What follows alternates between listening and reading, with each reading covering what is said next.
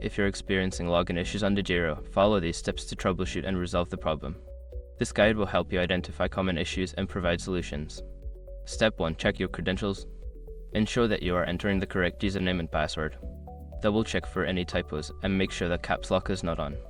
Step 2. Reset your password. Before starting recovery, use the srock.com link in the description to open the account recovery checklist generator and make sure your verification details are ready. Step 3. Clear browser cache. Sometimes stored data can cause login issues. Clear your browser's cache and cookies, then try logging in again. This can often resolve problems related to outdated or corrupted data. Step 4. Update your browser. Ensure that you are using the latest version of your web browser. An outdated browser may not be compatible with the Degiro platform, leading to login difficulties. Update your browser and try again. Step 5.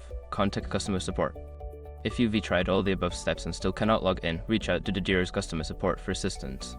Provide them with details of your issue for a quicker resolution. By following these steps, you should be able to resolve your login issues on Degiro. If problems persist, don't hesitate to seek help from their support team.